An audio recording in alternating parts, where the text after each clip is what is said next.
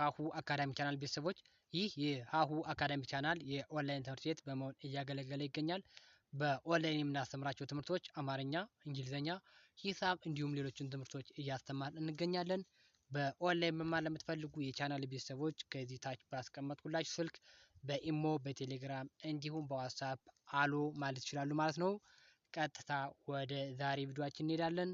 ተከታተሉ። ካሁን በፊት የእንግሊዝኛ ካፒታል እና ስሞል ሌተሮችን አይተን ነበር ማለት ነው። ዛሬ ደግሞ የእንግሊዝኛ አናባቢ ወይም ቫውል የሚባሉ ሌተሮችን እናያለን ማለት ነው። ውድ የቻናል ቤተሰቦች ቪዲዮውን ስታዩ ሳብስክራይብ እንዲሁም ላይክ በማድረግ አበረታቱ። ቀጥታ ወደ ዛሬ ቪዲዮአችን እንሄዳለን። ተከታተሉ።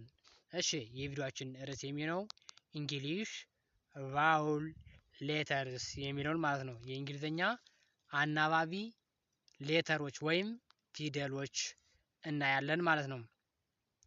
እንግሊዝኛ ተነባቢና አናባቢ አለዋ ማለት ነው። ቫውል ማለት አናባቢ ማለት ነው።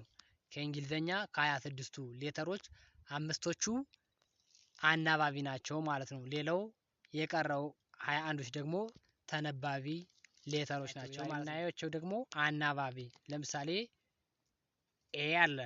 ኤ ይሄ ካፒታል ኤ ነው። ይሄ ደግሞ ስሞል ሌተር ኤ ነው ማለት ነው። ስለዚህ እነኚህ ኤ የሚያገለግለው ለአራተኛ የአማርኛ ፊደሎች አናባቢ ሆኖ ያገለግላል ማለት ነው። ለአራተኛ የአማርኛ ፊደሎች አናባቢ ሆኖ ያገለግላል። ለምሳሌ እንደ አራተኛ ፊደል ሀ፣ እንደ አራተኛ ፊደል ደግሞ ላ አለ፣ ላ እንዲሁም ማ ለአራተኛ ፊደሎች አናባቢ ሆኖ የሚያገለግል በአጠቃላይ ያው ሙሉ በሙሉ ማለት አይቻልም። ኤ ለአራተኛ ፊደል አናባቢ ሆኖ ያገለግላል ማለት ነው። ኤክሴፕት ኤች፣ ኤች እንደ ሀ ማለት ነው። ሀ የመጀመሪያ ፊደል ሀ ስንጥፍ ኤች ኤ ተብሎ የሚነበባ ሀ ኤች ኤ እንደ ሀ ይነበባል። ምክንያቱም የመጀመሪያ ፊደል ነገር ግን ኤ ነው አናባቢ ሆኖ የሚገባው።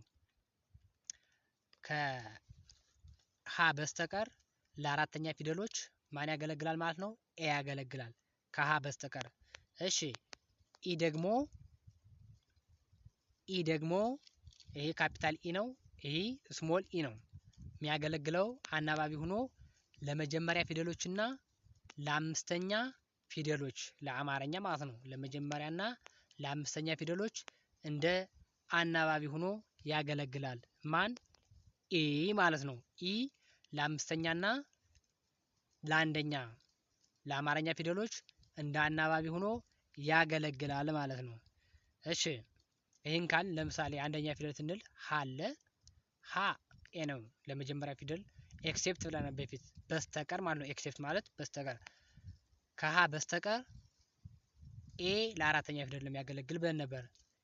ኢ ደግሞ ለአንደኛ ፊደልና ለአምስተኛ ፊደል ያገለግላል። ከማን በስተቀር? ከሀ በስተቀር። ሀ ምክንያቱም ኤን ነው የሚወስድ ብለናል። ስለዚህ ለ አለ አናባቢ የሚወስደው ኢን ነው፣ ኤል ኢ ለማለት ነው።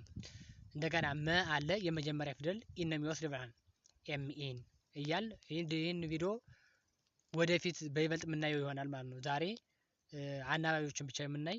እሺ፣ ኢን ለአንደኛና ለአምስተኛ ፊደሎች ለአማርኛ ፊደሎች እንደ አናባቢ ሆኖ ያገለግላል ማለት ነው። እሺ፣ ወደ ሶስተኛው እንሂድ። ይሄ ደግሞ ካፒታል አይ ነው። ይሄኛው ደግሞ ስሞል አይ ነው ማለት ነው።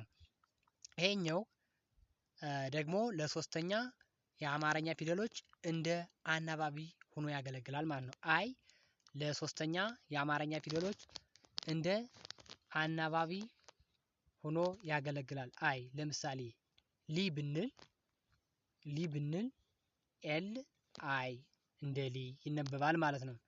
ሚ ብንል ኤም አይን እንደ ሚ እናነባለን ማለት ነው። እሺ፣ ወደሚቀጥለው እንሂድ። ይሄ ደግሞ ካፒታል ኦ ነው። ይሄ ደግሞ ስሞል ኦ ማለት ነው።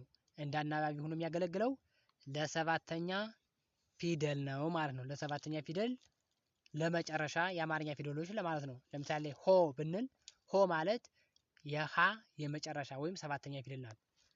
ኤች ኦ እንደ ሆ ይነበባል ማለት ሰባተኛ ስለሆነ ሆ እንደ ለአናባቢ ሆኖ የሚያገለግለው ኦ ማለት ነው።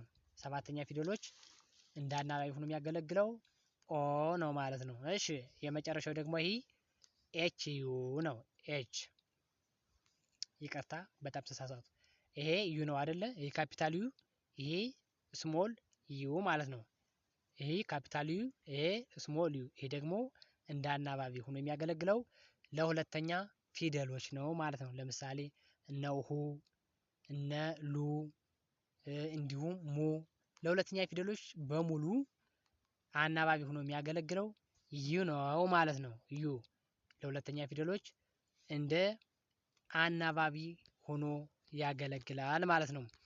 ውድ የቻናሌ ቤተሰቦች ቪዲዮ እንደሚጠቅማችሁ በጣም እርግጠኛ ነኝ።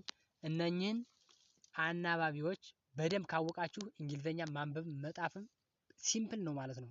እነኚህን ካወቃችሁ እንግሊዘኛ በቀላሉ እናነባለን እንጥፋለን ማለት ነው። ቀጥለን ደግሞ የምናየው ምንድነው? ሙሉን አናባቢና ተነባቢዎችን ቫውል ኤንድ ኮንሶናንት ሚሉትን እያንዳንዱ ከሀ እስከ ፐ ያሉትን ከአናባቢ እስከ ተነባቢ አንድ ባንድ የምሰራላችሁ ይሆናል ማለት ነው። ሳብስክራይብ ያላረጋችሁ የቻናል ቤተሰቦች ሳብስክራይብ በማድረግ አበረታቱኝ። በቀጣይ በአዲስ ቪዲዮ እስክንገናኝ ድረስ መልካም ጊዜ ሁንላችሁ።